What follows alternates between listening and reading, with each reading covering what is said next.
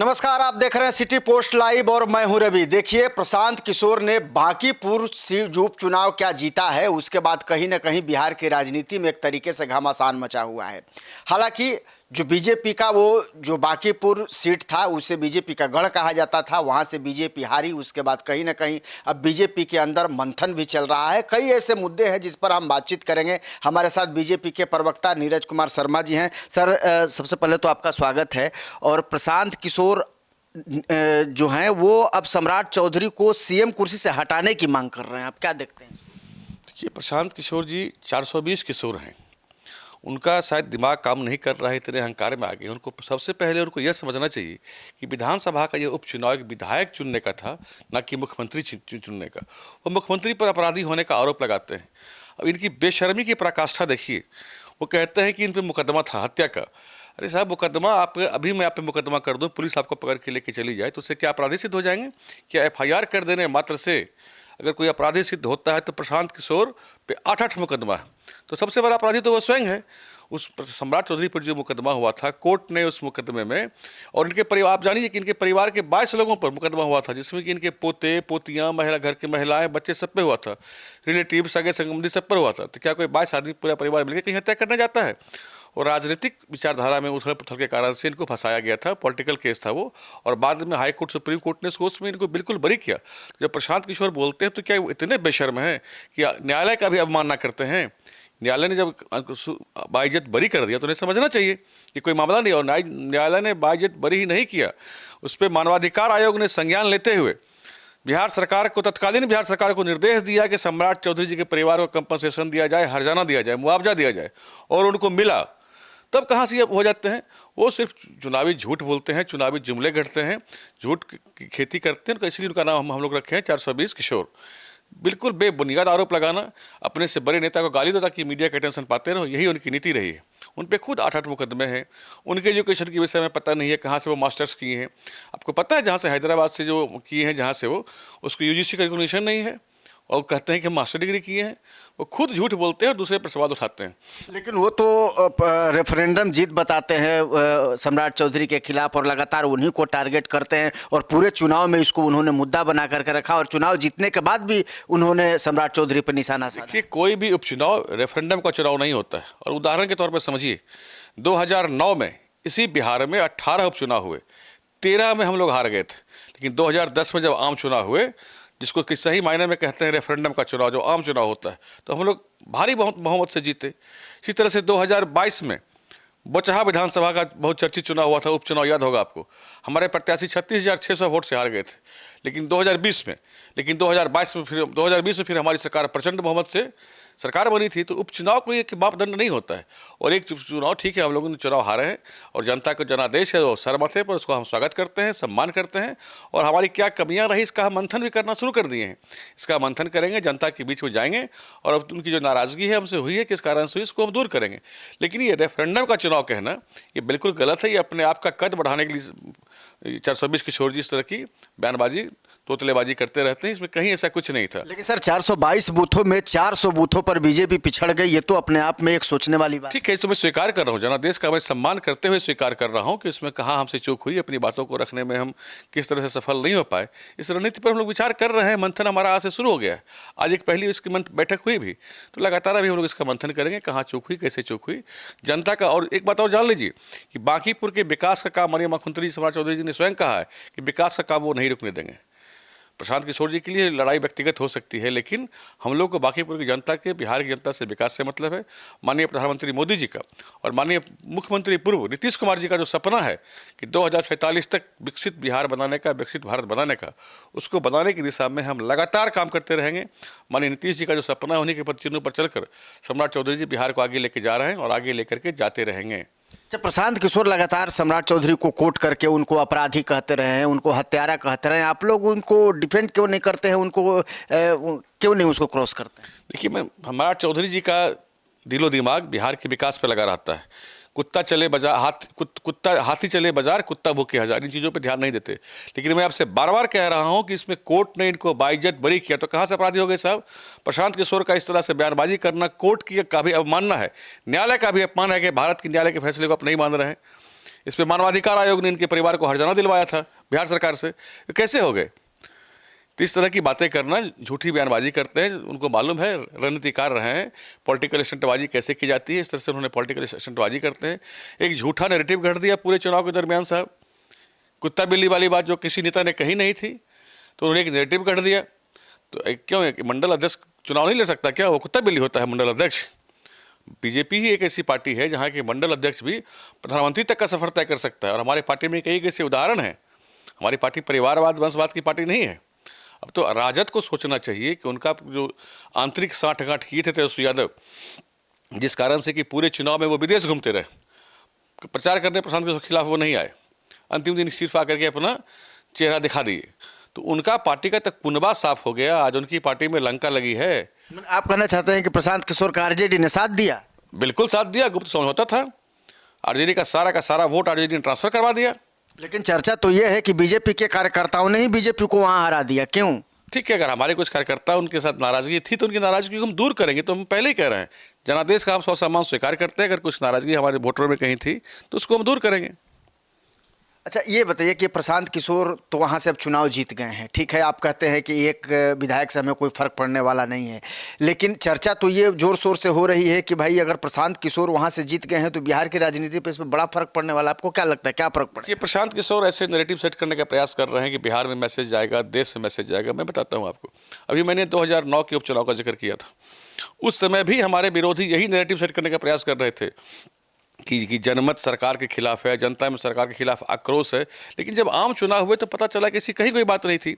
बौचहा चुनाव के समय भी, उपचुनाव के समय भी विरोधी हमारे यही नैरेटिव सेट कर रहे थे कि जनता में सरकार के खिलाफ जन आक्रोश है, पूरा सरकार से नाराज है, सरकार की नीतियों से नाराज है। लेकिन जब आम चुनाव आए तो उसी जनता ने हमें झोली भर का आशीर्वाद दिया।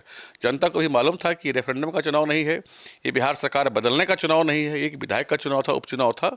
उपचुनाव में कभी कभी नतीजे अप्रत्याशित आते हैं, अक्सर आते हैं उपचुनाव में नतीजे इस तरह के चले आते हैं। जो भी जनादेश हो उसका सम्मान करते हैं। और माननीय मुख्यमंत्री जी और भाजपा लगातार, भाजपा ने आज भी अपने कार्यकर्ताओं से कहा है कि बांकीपुर की जनता की सेवा में लगातार लगे रही, जिससे पहले करते थे वैसे करते रही, तो लगातार हम बांकीपुर के विकास का काम करते रहेंगे। ये तो आप मानते हैं कि प्रशांत किशोर ने इस बार आपके किले को ढहा दिया क्योंकि वो आपका गढ़ था, लेकिन आप जब समीक्षा हो रही है, खुद सम्राट चौधरी मुख्यमंत्री हैं, वो भी समीक्षा कर रहे हैं, आप लोगों ने अभी तक क्या पाया, क्या समीक्षा किया कि आखिर क्यों वहाँ आप लोग को सीट लॉस करना पड़ा? ये प्रशांत किशोर जो 420 किशोर हैं, उनको इस गफलत में कभी नहीं रहना चाहिए कि उसने भाजपा को हरा दिया। हम हारे हैं, कुछ अपने कारणों से हारे हैं, उसकी हम समीक्षा कर रहे हैं। प्रशांत किशोर की ताकत नहीं कि वो भाजपा से डर ले, भाजपा को हरा दे। लेकिन अभी उनको शुभकामनाएं हैं, वो 4 साल के लिए विधायक बने हैं, अच्छा काम करें। भाजपा हारी है, प्रशांत किशोर जीते नहीं है चुनाव में, ये दोनों में बड़ा फर्क है।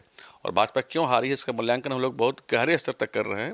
प्रशांत किशोर जी को शुभकामना है कि वो 4 साल काम करें और वहाँ की जन समस्याओं को सरकार के पास ला के अच्छे से रखें, और सरकार उनकी समस्या को सुनेगी और वहाँ की जन समस्याओं को दूर करेगी। खबर ये भी है कि अंदर ही अंदर बीजेपी के कार्यकर्ताओं ने ही सम्राट चौधरी के खिलाफ मोर्चा खोल रखा है। आखिर इसके पीछे वजह क्या है? नहीं, ये सब कुछ लोग अफवाह फैलाने पर रहते हैं। सम्राट चौधरी के साथ पूरी की पूरी भाजपा डटकर पूरे ताकत के साथ खड़ी, और हमारी पार्टी की परंपरा रही है कि जो भी हमारा नेतृत्व तय करता है उसका सम्मान हम सब लोग करते हैं। और सम्राट चौधरी जी का सम्मान क्यों नहीं करेंगे साहब, क्यों नहीं करेंगे? क्या इसका क्या कारण है? प्रशांत किशोर, मैं मानता हूँ कि जाति के वो ब्राह्मण है, तो कुशवाहा का बेटा नहीं बिहार का सीएम बन सकता है क्या? क्या समझ के वो गाली बकते हैं इनको, मोदी जी को चाहे सम्राट चौधरी जी को? पिछड़ा का बेटा नहीं सीएम बन सकता है क्या? बन सकता है। इस देश की राजनीति ये बदली है, राजनीति बदलेगी। सम्राट जी एक योग्य मुख्यमंत्री हैं, डिसीजन लेने वाले मुख्यमंत्री हैं, और नीतीश कुमार जी को जो उसका जो सपना था उसको आगे बढ़ाने वाले मुख्यमंत्री हैं। इसीलिए माननीय नीतीश कुमार जी ने भी इन पर भरोसा दिखाया पार्टी के साथ साथ। अब कहा यह जा रहा है कि प्रशांत किशोर अब यहाँ से जीत गए हैं, विधानसभा में वो आएंगे तो वो सब लोगों की खटिया खड़ी कर देंगे। किसी की खटिया नहीं खड़ी कर पाएंगे, ये सब वहम है। आप देखेंगे, मैं दावे के साथ कहता हूँ, चैलेंज करता हूँ, आप देखेंगे विधानसभा में उनकी खटिया खड़ी हो जाएगी। जो जितने बकवास चुनावी भाषण देना और बात है, और विधानसभा के अंदर तथ्यों पे बात करना और बात है। प्रशांत किशोर जी 90% बातें फैक्चुअली रॉन्ग करते हैं, गलत करते हैं। तो विधानसभा में बोल के देखें उस तरह की बातें, वो उनकी हवा टाइट हो जाती है कि नहीं, खटिया उनकी खड़ी हो जाती है कि नहीं। लेकिन लोगों के बीच में ये भी नैरेटिव सेट है कि प्रशांत किशोर अगर विधानसभा में पहुंच गए जाएंगे तो वो हल्ला तो करेंगे ही, क्योंकि वो जो भी है वो आंकड़े के साथ बोलते हैं, उनके पास बहुत सारे आंकड़े हैं और सरकार को कहीं ना कहीं मुश्किलें होने वाली हैं। प्रशांत किशोर जी के पास कोई आंकड़े नहीं, फॉल्स आंकड़े हैं। वो हमेशा फॉल्स आंकड़े देते हैं। उनके आंकड़े कभी आप बोलते हो डाटा की बात, आप उनको चेक कर लीजिए, 70% से ज़्यादा टाइम उनके आंकड़े फॉल्स रहते हैं। और सिर्फ आंकड़े उनके पास नहीं रहते, सरकार का अपना सिस्टम है जिसके पास सारे आंकड़े रहते हैं। मैं कह तो रहा हूँ कि विधानसभा के अंदर एक बार वो फॉल्स डाटा दे के तो देख लें, झूठ बोल के देख तो लें कि कैसे इनकी खटिया खड़ी कर दी जाती है। आपको नहीं लगता है कि प्रशांत किशोर ने जिस तरीके से शिक्षा का, बेरोजगारी का, पलायन का, नली गली का जो मुद्दा उठाया, जो बुनियादी मुद्दे हैं लोगों के, ये ज़्यादा इस चुनाव में असर किया? अब देखिए, शिक्षा की बात करते हैं तो मैं बताऊं आपको, एक शिक्षा में बिहार में कितना क्रांतिकारी बदलाव हुआ ये आपको नहीं पता है क्या? बिहार की जनता को नहीं मालूम है? आज़ादी के बाद से आज तक बिहार में मात्र 278 डिग्री कॉलेज हुआ करते थे। सम्राट चौधरी जी ने एक दिन में 211 नई डिग्री कॉलेज की स्थापना कर दी बिहार में। 10 तारीख से वहाँ पढ़ाई शुरू हो जाएगी, इसी महीने के 10 तारीख से पढ़ाई शुरू हो जाएगी। 511 model school excuse me 511 model school की स्थापना शुरुआत हो गई।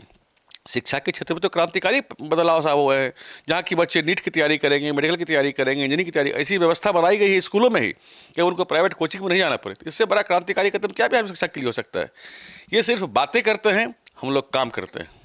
पलायन को लेकर भी तो प्रशांत किशोर लगातार घेरते रहते हैं आपकी सरकार को। पलायन पे उनका आंकड़ा बिल्कुल गलत रहता है, फॉल्स रहता है। पलायन बिहार में जंगल राज के समय हुआ था, उसके बाद पलायन बिहार में नहीं हुआ। उसके बाद पलायन के दर में आप श्रम मंत्रालय का रिपोर्ट निकाल के देख लीजिए, पलायन की दर में लगातार कमी आ रही है। और माननीय मुख्यमंत्री सम्राट चौधरी जी का लक्ष्य है कि बिहार में 5 लाख करोड़ का निजी निवेश आए, कुछ वर्षों के 1-2 वर्षों के अंदर वो हम लोग लाएंगे तो निश्चित रूप से बिहार अब रोजगार सृजन करने वाला राज्य बनेगा। आज देखिए, बिहार से मखाना एक्सपोर्ट हो रहा है ना, दूसरे कराना मखाना जा रहा है। अब बिहार सिर्फ कंज्यूमर स्टेट नहीं रहा। अभी आज ही की खबर है, जीविका दीदी के लिए जीविका हाट बन रहा है, जहां जीविका दीदी अपना प्रोडक्ट सुधा डेयरी के तर्ज पर जगह जगह उसका काउंटर बनेगा, वहाँ बेच सकेंगे। तो महिला सशक्तिकरण के लिए, आर्थिक उन्नति के लिए हर तरह के काम बिहार में किए जा रहे हैं। लेकिन प्रशांत किशोर जिस चश्मे से देखना चाहते हैं, उस चश्मे से उनको सही बिहार नहीं दिखाई देगा। सही बिहार की जनता देख रही है कि बिहार विकास के रास्ते पर किस तरह से आगे बढ़ रहा है। बांकीपुर नितिन नवीन की सीट थी और याद है कि जब नितिन नवीन शपथ ले रहे थे उस समय खुद प्रधानमंत्री ने कहा था कि भाई ये हमारे बॉस हैं, और अब प्रधानमंत्री के भी बॉस की सीट लूज हो गई, तो इससे क्या मैसेज गया देश? एक ही सवाल को आप 5 तरह से घुमा के पूछेंगे। मैं तो कह रहा हूं कि जनमत का मैं सम्मान करता हूं, स्वीकार करता हूं। हमसे कहां चूक हुई, कैसे अपनी बातों को हम पहुंचाने में असफल हुए, इसकी हम समीक्षा लगातार कर रहे हैं और करेंगे, और इसकी तह तक जाएंगे, जड़ तक जाएंगे, और दोबारा ऐसा नहीं हो यह भी सुनिश्चित करेंगे। आपको लगता है कि आपके कोर वोटर आपसे खिसके हैं, नाराज हैं, उनकी नाराजगी दूर करनी चाहिए? साहब, उपचुनाव का भी मैंने उदाहरण भी आपको दिया दो बिल्कुल, जो नाराज हैं उनकी नाराजगी हम लोग दूर करेंगे। उपचुनाव में इस तरह की रिजल्ट, अच्छा परिणाम आते हैं, इस तरह के आते हैं, इसमें कोई बहुत बड़ी बात नहीं है। और इस एक चुनाव से पूरे बिहार का सरकार बदलना जाए, इस तरह का नेरेटिव सेट करना, ये गलत बात है। प्रशांत किशोर आपके लिए फैक्टर नहीं बनेंगे? कोई फैक्टर प्रशांत किशोर नहीं बनेंगे। प्रशांत किशोर विधायक बने हैं, क्षेत्र के विकास के लिए काम करें। जनता ने उनको इसके लिए चुना है, इसके लिए नहीं चुना है कि आप मुख्यमंत्री को गाली बकिए। बांकीपुर की जनता ने आपको विकास के लिए चुना है, किसी नेता को, भाजपा के नेता को, प्रधानमंत्री को, मुख्यमंत्री को गाली देने के लिए नहीं। लेकिन जब से वो जीत के आए, जरा देखिए, एक भी विकास का वो बात किए हैं? एक तो पहले बोलते थे कि हम उसको बेंगलोर बना देंगे बांकीपुर को, तो कह रहे हैं कि बच्चों को अंग्रेजी स्कूल में पढ़ाएंगे, ये करेंगे, वो करेंगे, बहुत तरह के वादे कर रहे हैं। अरे कुछ नहीं करेंगे, वो सिर्फ बड़े नेताओं को गाली देंगे। बड़े है ना, बड़ा आसान है मशहूर होना अपने से बड़ों को गाली देकर, बस इसी काम में वो माहिर है, यही काम कर रहा है। लेकिन एक सवाल अंत में और लेंगे, कहा यह भी जा रहा है कि प्रशांत किशोर ने तो अभी सिर्फ खाता खोला है, आने वाला जो विधानसभा चुनाव है उसमें वो कई लोगों का विकेट गिराएंगे और कई सीटों पर कब्जा करेंगे। चलिए देखते हैं क्या करते हैं आगे। पहले 4 साल ये तो ठीक से बिता लें, देखते हैं क्या करते हैं। मुझे नहीं लगता कि आने वाले आम चुनाव में इनका फिर से खाता खुलेगा। पिछले बार का जमाना जब्त हुआ था। अभी मैंने कहा ना कि ये जीते नहीं है, भाजपा वहाँ अपने कारणों से हार गई है, उसकी समीक्षा हम लोग कर रहे हैं। अगर ये गुमान में ये आएंगे कि हम जीतते हैं तो इनकी गफलत होगी, गलतफहमी ही होगी।